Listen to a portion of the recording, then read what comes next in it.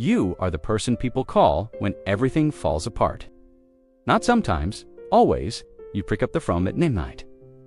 You remember the names of their problems from 3 weeks ago. You show up when they need you without being asked. You sit with people through their worst moments and never make them feel like a burden. And somewhere in the middle of all that, giving, you started wondering, who does that for me? If that question has ever crossed your mind, this video is about you. Here is what nobody tells you about being the person who is always there. It is not just kindness. It is not just a personality trait. For a lot of people, it is a survival strategy that started long before they were old enough to name it. Think about how this usually begins.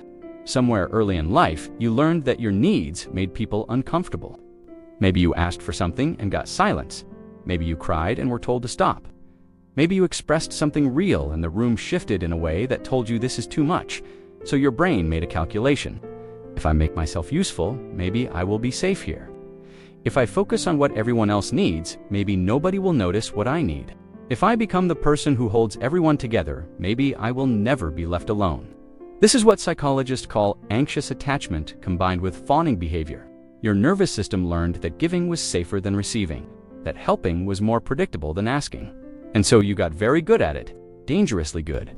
You became the person everyone relied on because somewhere deep down you believed that was the only version of you worth keeping around.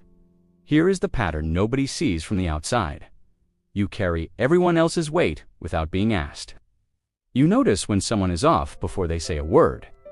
You remember the small things, the birthday, the job interview, the difficult conversation they mentioned in passing 2 months ago. You check in, you follow up, you show up, and it feels good, genuinely good. Because caring about people is real, and the connections you build through that care are real. But here is where it gets complicated. The giving is rarely equal. Not because the people in your life are bad people, but because you have trained them without meaning to. You trained them to receive without asking. You trained them to expect your availability. You trained them not to worry about you because you never seemed to need anything. You made yourself so consistently giving that your needs became invisible. It's even to people who genuinely love you. Psychologists call this a self-silencing pattern. When you consistently prioritize others and minimize yourself, the people around you stop seeing the full picture. Not out of cruelty, out of conditioning. You taught them that you are fine, so they believe you. And now you are sitting with something you cannot quite name. Not anger exactly, not resentment exactly. Just this quiet exhaustion that comes from pouring into everyone around you and feeling like nobody is pouring back. You go through a hard week and you notice how few people check in. You have a moment where everything feels too heavy, and you pick up your phone and scroll through your contacts and realize you do not know who to call. Not because nobody cares, but because you have never let anyone practice caring for you. You never asked. You never showed the weight you were carrying. You kept showing up so reliably that the idea of you needing something became almost unimaginable to the people around you. This is the invisible cost of being the strong one. You do not just lose the support, you lose the habit of expecting it. And over time, something even more painful happens. You start to wonder if you are only valued for what you give. If the friendships you have built are built on your usefulness rather than who you actually are, you start testing it quietly, not dramatically, just watching. Waiting to see if anyone notices when you go quiet. Waiting to see if anyone checks in without being prompted. And sometimes nobody does. Research from UCLA found that people who consistently adopt a caretaking role in relationships report significantly higher rates of loneliness than people in balanced relationships, even when they are surrounded by people who care about them. Think about that.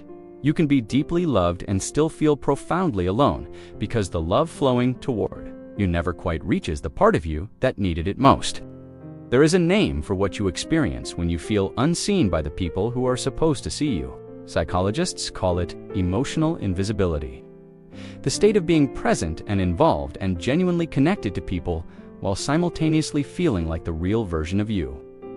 The one who is tired, the one who is scared, the one who needs something is completely transparent to everyone around you.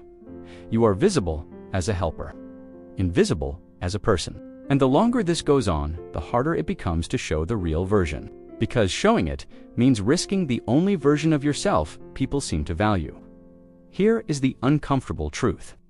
The people in your life probably do not know this is happening. They do not know because you have never shown them the gap. You have never said, "I am struggling right now, and I need someone to sit with me." You have never let the mask slip long enough for anyone to see what is underneath it.